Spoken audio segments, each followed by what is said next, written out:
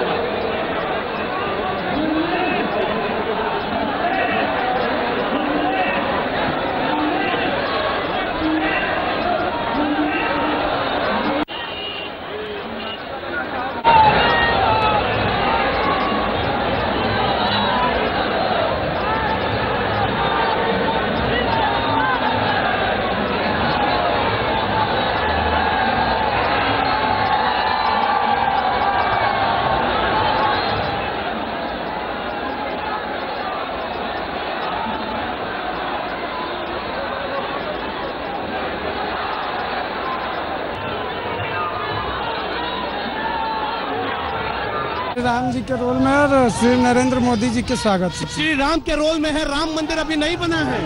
हम थोड़ी बनवाएंगे, कौन बनवा जाएगा? मोदी जी बनवाएंगे। मोदी जी बनवाएंगे, विश्वास है आपको? बिल्कुल है, बिल्कुल जी विश्वास। आपको विश्वास है? बिल्कुल बिल्कुल मोदी जी बनवाएंगे। इस तरीके के वेशभूषा में स्वागत के लिए कहाँ से आपको ये प्रेरणा है? अरे राम की निचाही सोई होई, करे अन्यथा अस नहीं कोई। भगवान का जो मर्जी होगा वही होगा, दूसरा कुछ। मोदी मोदी मोदी मोदी। आप किस रोल में हैं? राधा जी। है? राधा जी के रोल में। राधा जी के रोल में है। बनारस में राधा जी।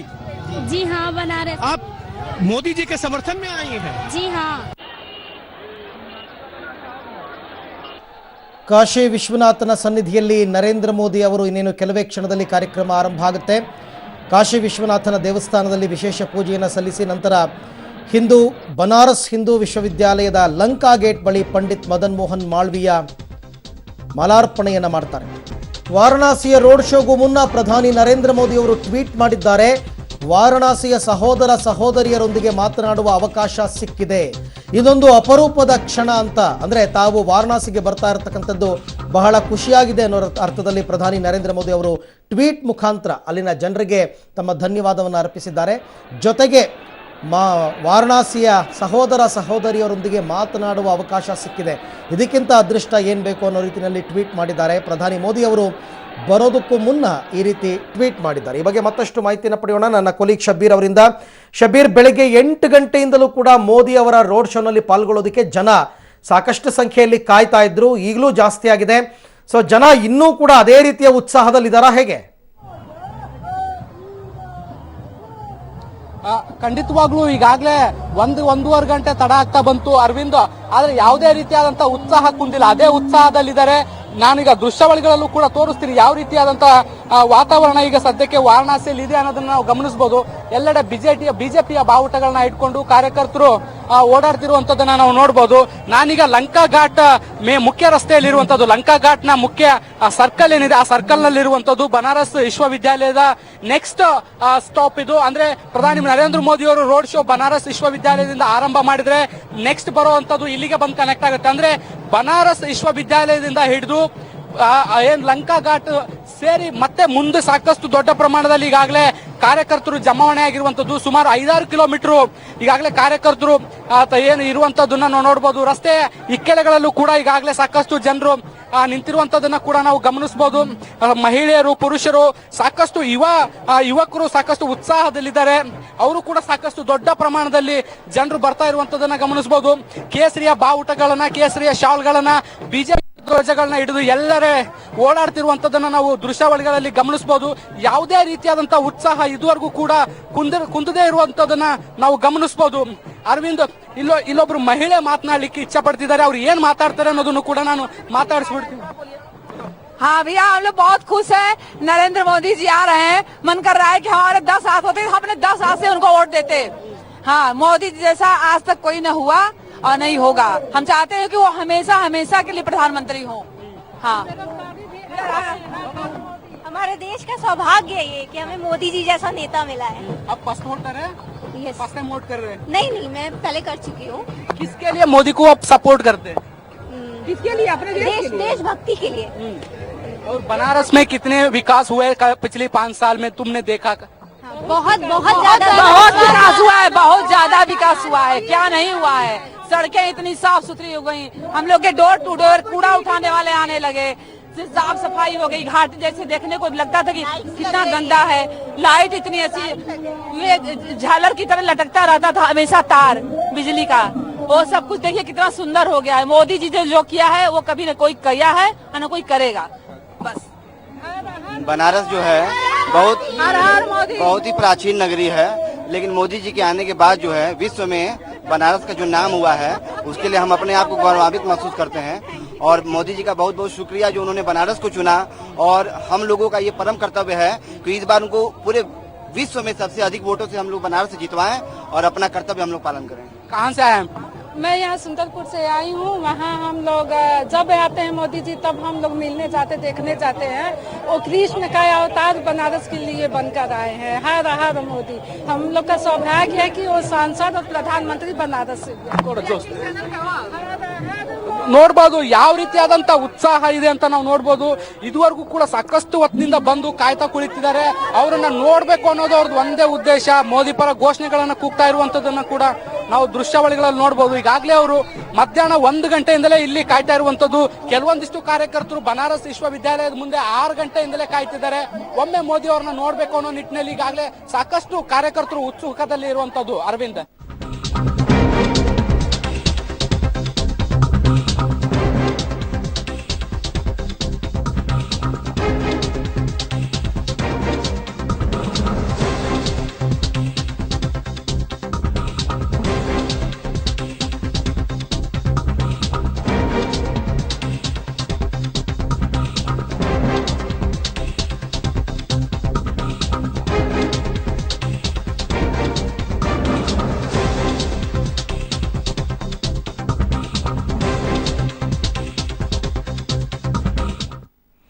ಓಕೆ, ಈಗಾಗಲೇ ಪ್ರಧಾನಿ ನರೇಂದ್ರ ಮೋದಿ ವಾರಣಾಸಿಗೆ ಬಂದಿಳಿದಿದ್ದಾರೆ.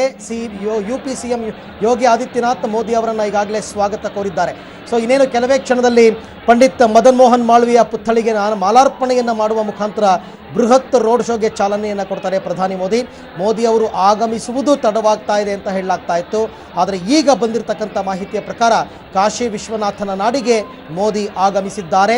ಕೆಲವೇ ಕ್ಷಣದಲ್ಲಿ ಅಲ್ಲಿಂದ ಹೊರಬಂದು ಪುತ್ಥಳಿಗೆ ಮಾಲಾರ್ಪಣೆಯನ್ನು ಮಾಡಿ ಬಳಿಕ ರೋಡ್ ಶೋವನ್ನು ಆರಂಭ ಮಾಡ್ತಾರೆ. ಈಗ ನೀವು ಕಾಣ್ತಾ ಇರ್ತಕ್ಕಂಥದ್ದು ಅಲ್ಲಿ ಗೇಟ್ ಥರ ಕಾಣ್ತಾ ಇದೆಯಲ್ಲ, ಒಂದು ಆರ್ಚ್ ಇದೆಯಲ್ಲ, ಅಲ್ಲಿಂದ ಪ್ರಧಾನಿ ಮೋದಿ ಅವರು ಹೊರಗಡೆಗೆ ಆಗಮಿಸ್ತಾರೆ. ಹೆಲಿಪ್ಯಾಡ್ ಇರ್ತಕ್ಕಂಥದ್ದು ಒಳಗೆ, ಅಲ್ಲಿಂದ ಆಗಮಿಸಿ ನೇರವಾಗಿ ಮದನ್ ಮೋಹನ್ ಮಾಳವಿಯ ಅವರ ಪುತ್ಥಳಿಗೆ ಮಾಲಾರ್ಪಣೆಯನ್ನು ಮಾಡಿ ನಂತರ ಬೃಹತ್ ರೋಡ್ ಶೋ ಆರಂಭ ಮಾಡ್ತಾರೆ. ಇಷ್ಟು ಪ್ರಮಾಣದ ಜನರನ್ನು ನಿಗ್ರಹಿಸಬೇಕು ಅಂತಂದರೆ ಖಂಡಿತವಾಗಿ ಪೊಲೀಸರಿಗೆ ದೊಡ್ಡ ಸಾಹಸ, ದೊಡ್ಡ ಚಾಲೆಂಜ್. ಅದರಲ್ಲೂ ಪ್ರಧಾನಿಗಳು ಬರ್ತಾ ಇದ್ದಾರೆ ಅಂತಂದಾಗ ಅವ್ರಿಗೂ ಕೂಡ Z+ ಸೆಕ್ಯೂರಿಟಿಯನ್ನು ಕೊಡಬೇಕಾಗುತ್ತೆ. ಇಷ್ಟೆಲ್ಲ ಇದ್ರು. ಇದು ಈಗ ನೀವು ನೋಡ್ತಾ ಇರತಕ್ಕಂಥದ್ದು ಗಂಗಾರತಿಗೆ ಸಿದ್ಧಗೊಂಡಿರುವಂತಹ ಗಂಗೆಯ ತಟ. ಈ ಗಂಗಾರತಿಯನ್ನು ಇಲ್ಲೇ ನೆರವೇರಿಸಲಾಗುತ್ತೆ. ಅದಕ್ಕೋಸ್ಕರ ಈಗಾಗಲೇ ಹೂವು ರಂಗೋಲೆಯಿಂದ ಎಲ್ಲ ಅಲಂಕಾರವನ್ನು ಮಾಡಲಾಗಿದೆ. ಇವತ್ತಿನ ಬೃಹತ್ ರೋಡ್ ಶೋ ಮುಗಿದ ವೇಳೆ ನರೇಂದ್ರ ಮೋದಿ ಅವರು ಗಂಗಾ ಮಾತೆಗೆ ಗಂಗಾರತಿಯನ್ನು ನೆರವೇರಿಸ್ತಾರೆ. ಸುಮಾರು 8-10 ಜನ ಅರ್ಚಕರ ಸಮ್ಮುಖದಲ್ಲಿ ಈ ಗಂಗಾರತಿಯನ್ನು ಮಾಡಲಾಗುತ್ತೆ. ಅದರದ್ದೇ ಆದಂತಹ ಪೌರಾಣಿಕ ಹಿನ್ನೆಲೆ ಇದೆ ಈ ಗಂಗಾರತಿಗೆ. ಗಂಗಾರತಿಯನ್ನು ಒಂದು ಸರ್ತಿ ಮಾಡಿದ್ರೆ 3 ಜನ್ಮದ ಪಾಪ ನಿವಾರಣೆಯಾಗುತ್ತೆ ಅಂತಕ್ಕಂಥ ಪ್ರತೀತಿ ಇದೆ. ಹಾಗಾಗಿ ಕಾಶಿ ವಿಶ್ವನಾಥನ ಬಲ, ಕಾಶಿ ವಿಶ್ವನಾಥನ ಆಶೀರ್ವಾದ ಪ್ರಧಾನಿ ಮೋದಿ ಅವರ ಮೇಲೆ ಇರುತ್ತಾ ಈ ಸರ್ತಿ ಚುನಾವಣೆಯಲ್ಲಿ ಅಂತಕ್ಕಂಥದ್ದೇ ಈ ಸರ್ತಿ ಬಹುದೊಡ್ಡದ ಪ್ರಶ್ನೆ ಇರತಕ್ಕಂಥದ್ದು. ಮತ್ತೊಮ್ಮೆ 2024 ತನಕ ಪ್ರಧಾನಿ ಆಗಬೇಕು ಅಂತಕ್ಕಂಥ ಇಂಗಿತ ಪ್ರಧಾನಿ ಮೋದಿ ಅವರದ್ದಾಗಿದೆ.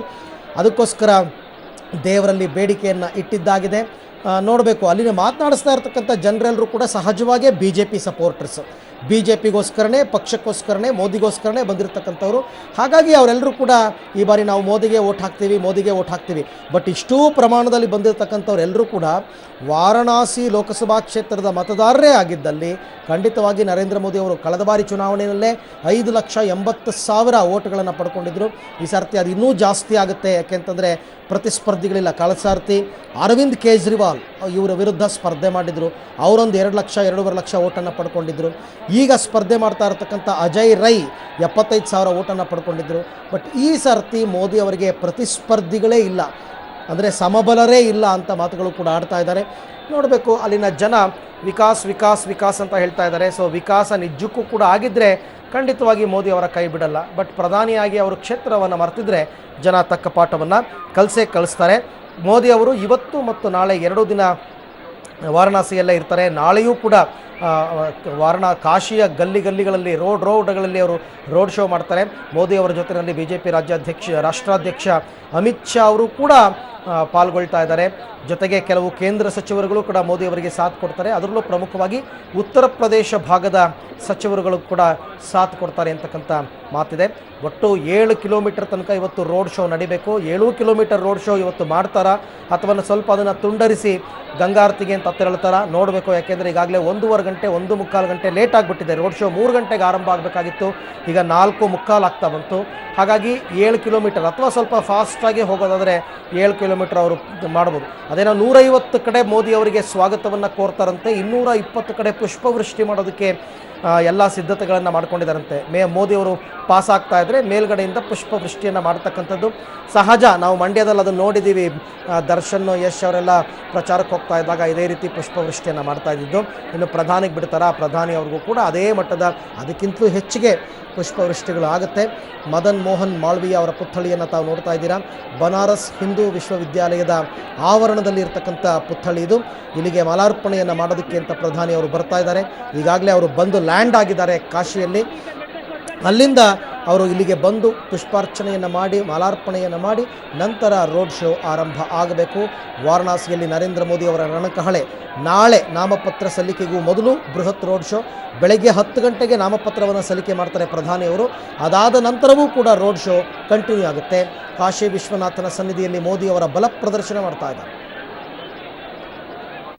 कभी भी पॉलिटिक्स में जाने की इजाजत नहीं मिली है, पर आज हमारे घर वालों ने खुद ही कहा कि नहीं तुम जाओ, हम सब चाहते हैं कि तुम सब जाओ। ये सब कुछ मोदी की ही वजह से संभव है। मोदी है तो सब कुछ है। हर बार मोदी सरकार, हर बार मोदी सरकार। काशी के लिए बहुत बड़ा सौभाग्य है।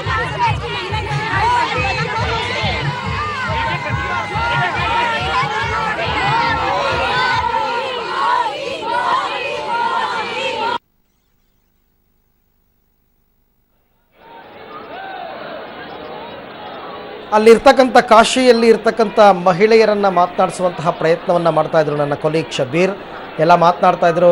ಅಲ್ಲಿ ಯಾರೋ ಒಬ್ರು ಹೇಳ್ತಾಯಿದ್ರು, ನಮ್ಮನ್ನು ನಾವು ಸಾಮಾನ್ಯ ಮನೆಯಿಂದ ಹೊರಗೆ ಬರೋದೇ ಇಲ್ಲ. ಯಾವುದೇ ಕೆಲಸ ಕಾರ್ಯಗಳಿದ್ರು ಕೂಡ ನಮ್ಮ ಮನೆಯವರು ನೋಡ್ಕೊಳ್ತಾರೆ.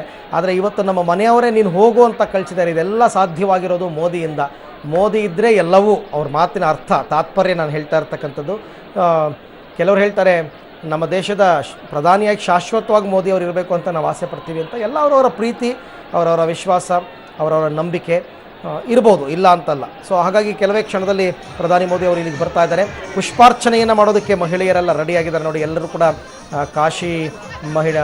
ಕಾಶಿಯ ಮಹಿಳೆಯರು ನರೇಂದ್ರ ಮೋದಿ ಅವರಿಗೆ ಪುಷ್ಪಾರ್ಚನೆ ಮಾಡೋದಕ್ಕೆ ಅಂತ ಕಾದು ಕುಳಿತಿದ್ದಾರೆ. ಮಧ್ಯಾಹ್ನ 1 ಗಂಟೆಯಿಂದ ಇವರೆಲ್ಲರೂ ಕೂಡ ಇಲ್ಲೇ ಇದ್ದಾರೆ, ಬಂದು ಸೇರಿದ್ದಾರೆ. ಮೋದಿ ಅವ್ರನ್ನ ನೋಡಬೇಕು. ನಮ್ಮ ಕ್ಷೇತ್ರದ ಸಂಸದರು, ದೇಶದ ಪ್ರಧಾನಿ ಅಂತಂದರೆ ಸಹಜವಾಗಿ ಅವರಿಗೆ ಹೆಮ್ಮೆ ಇರುತ್ತೆ. ನಾವು ಆರಿಸಿ ಕಳಿಸಿರ್ತಕ್ಕಂಥವ್ರು ದೇಶದ ಪ್ರಧಾನಿಯಾಗಿದ್ದಾರೆ ಅಂತ. ಹಾಗಾಗಿ ಸಹಜವಾಗಿಯೇ ಇದು ಯಾವುದೋ ಒಂದು ವಾರಣಾಸಿಯ ಒಂದು ರಸ್ತೆಯನ್ನು ತಾವು ನೋಡ್ತಾ ಇದ್ದೀರಾ. ಆ ರಸ್ತೆಯಾದ್ಯಂತ ಜನ, ಬೇರೆ ವೆಹಿಕಲ್ ಓಡಾಡೋದಕ್ಕೆ ಜಾಗನೇ ಇಲ್ಲ, ಅಷ್ಟು ಜನ ತುಂಬಿದ್ದಾರೆ ಅಲ್ಲಿ. ಈ ರಸ್ತೆಗಳಲ್ಲೇ ರೋಡ್ ಶೋ ಕೂಡ ಸಾಗುತ್ತೆ. ಮೋದಿ ಅವರು ಒಂದು ತೆರೆದ ವಾಹನದಲ್ಲಿ ನಿಂತ್ಕೊಂಡು, ಕಳೆದ ಬಾರಿ ಜ್ಞಾಪಿಸ್ಕೊಳ್ಳಿ, ತೆರೆದ ವಾಹನದಲ್ಲಿ ನಿಂತ್ಕೊಂಡು ರೋಡ್ ಶೋಗಳನ್ನು ಮಾಡಿದರು. ಗುಜರಾತ್ ಎಲೆಕ್ಷನ್ ಟೈಮ್ನಲ್ಲಿ ರೋಡ್ ಶೋ ಮಾಡಿದರು. ಈಗಲೂ ಕೂಡ ಅದೇ ರೀತಿ ರೋಡ್ ಶೋನಲ್ಲಿ ಮೋದಿ ಅವರು ಪಾಲ್ಗೊಳ್ತಾ ಇದ್ದಾರೆ.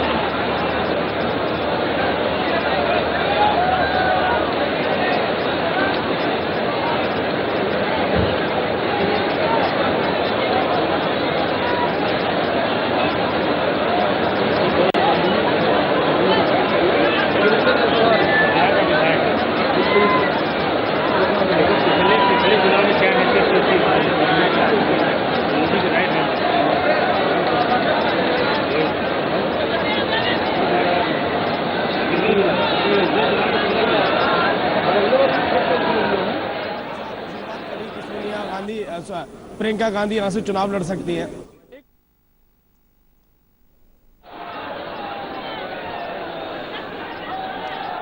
ಈ ರೋಡ್ ಶೋ ಮುಗಿದ ನಂತರ ಪ್ರಧಾನಿ ಅವರು ಗಂಗಾ ನದಿಯ ತಟಕ್ಕೆ ಬರ್ತಾರೆ. ಅಲ್ಲಿ ಈಗ ನೋಡ್ತಾ ಇರ್ತಕ್ಕಂಥ ದೃಶ್ಯಗಳು, ಗಂಗಾರತಿಗೆ ಮಾಡಿಕೊಂಡಿರ್ತಕ್ಕಂಥ ತಯಾರಿಗಳನ್ನು ತಾವು ನೋಡ್ತಾ ಇದ್ದೀರಾ. ನಾನು ಆಗಲೇ ಹೇಳ್ತಾ ಇದ್ದೆ, 8-10 ಜನ ಅರ್ಚಕರು ಸೇರಿ ಈ ಗಂಗಾರತಿ ಪೂಜೆಯನ್ನು ನೆರವೇರಿಸ್ತಾರೆ. ಆದರೆ ಆರತಿಯನ್ನು ಪ್ರಧಾನಿ ಮೋದಿಯವರೇ ಮಾಡ್ತಾರೆ. ಈ ಹಿಂದೆ ಕೂಡ ಪ್ರಧಾನಿಯವರು ನಮಾಮಿ ಗಂಗೆ ಅಂತಕ್ಕಂಥ ಕಾರ್ಯಕ್ರಮದ ಉದ್ಘಾಟನೆ ಸಂದರ್ಭದಲ್ಲಿ ಗಂಗಾರತಿಯನ್ನು ಮಾಡಿದರು. ಅದರ ಹಿಂದೆ ಪ್ರಧಾನಿಯಾದ ಹೊಸದರಲ್ಲೂ ಕೂಡ ಗಂಗಾರತಿಯನ್ನು ಮಾಡಿದರು. ಈಗಲೂ ಕೂಡ ಗಂಗಾರತಿಗೆ ಎಲ್ಲ ಸಿದ್ಧತೆಗಳನ್ನು ಮಾಡಿಕೊಂಡಿರ್ತಕ್ಕಂಥ ದೃಶ್ಯವನ್ನು ತಾವು ನೋಡ್ತಾ ಇದ್ದೀರಿ. ಅದು ಪ್ರಮುಖವಾಗಿ ದಶಾಶ್ವಮೇಧ ಘಾಟ್ ಅಂತ. ಈ ದಶಾಶ್ವಮೇಧ ಘಾಟ್ನಲ್ಲಿ ಗಂಗಾರತಿಗೆ ಎಲ್ಲ ಪ್ರಿಪರೇಷನ್ಸ್ಗಳನ್ನ ಮಾಡಿಕೊಂಡಿದ್ದಾರೆ. ರಾತ್ರಿ 8 ಗಂಟೆ ಆಗ್ಬೋದು ಇಲ್ಲಿ ಗಂಗಾರತಿಯನ್ನು ಮುಗಿಸೋದಕ್ಕೆ. ಅದು 3 ಜನ್ಮಗಳ ಪಾಪಗಳನ್ನು ಕಳೆದುಕೊಳ್ಳೋದಕ್ಕೆ ಗಂಗಾರತಿ ಪೂಜೆಯನ್ನು ಮಾಡ್ತಾರೆ. ತ್ರಿಮೂರ್ತಿಗಳಿಂದಲೂ ಸಹ ಗಂಗೆಯ ಆರಾಧನೆ ಆಗಿತ್ತು ಅಂತ ಪುರಾಣಗಳ ಉಲ್ಲೇಖ ಇದೆ. ಅದೇ ರೀತಿಯ ಗಂಗಾರತಿ ದೇವಾನುದೇವತೆಗಳೂ ಸಹ ಕಣ್ತುಂಬಿಕೊಳ್ಳುತ್ತಾರೆ. ಈ ಗಂಗಾರತಿಯನ್ನು ದೇವಾನುದೇವತೆಗಳು ನೋಡ್ತಾರಂತೆ. ಪಂಚಭೂತಗಳ ಸಂಕೇತವಾಗಿ ಈ ಗಂಗಾರತಿ ನಡೆಯುತ್ತೆ ಅಂತಕ್ಕಂಥದ್ದು ಪುರಾಣದ ಉಲ್ಲೇಖಗಳನ್ನ ನಾವು ಹೇಳ್ತಾ ಇದ್ದೀವಿ. ಒಂದು ಕಡೆ 5 ಜನ ಅರ್ಚಕರು, ಇನ್ನೊಂದು ಕಡೆ 7 ಜನ ಅರ್ಚಕರು ನಿಂತುಕೊಂಡು ಈ ಆರತಿಯ ಕಾರ್ಯಕ್ರಮವನ್ನು ನೆರವೇರಿಸಿಕೊಡ್ತಾರೆ. ಸಪ್ತ ಋಷಿಗಳು ಗಂಗಾರತಿಯನ್ನು ಮಾಡಿದ್ರು ಅಂತಕ್ಕಂಥ ಪ್ರತೀಕವಾಗಿ ಈ 7 ಆರತಿಯನ್ನು ಮಾಡ್ತಾರಂತೆ. ಪ್ರಧಾನಿ ಮೋದಿ ಅವರ ಕೈಲಿ 7 ಬಾರಿ ಆರತಿಯನ್ನು ಮಾಡಿಸ್ತಾರಂತೆ. ಯಾಕೆಂದರೆ ಸಪ್ತ ಋಷಿಗಳ ಸಂಕೇತವಾಗಿ ಈ ರೀತಿ ಮಾಡ್ತಾ ಇರತಕ್ಕಂಥದ್ದು. ಒಂದೇ ರೀತಿಯ ವಸ್ತ್ರವನ್ನು ಧರಿಸಿ ಗಂಗಾ ಮಾತೆಯನ್ನು ಆರಾಧಿಸ್ತಾರೆ. ಗಂಗಾರತಿಯೇ ಮೋದಿಯವರ ಶಕ್ತಿ ಅಂತ ಹೇಳಲಾಗುತ್ತೆ. ಸೊ ಅದೇ ರೀತಿಯಾದಂತಹ ತಯಾರಿಗಳು ಈ ಹಿಂದೆನೂ ಕೂಡ ನಡೆದಿತ್ತು ಗಂಗಾರತಿ.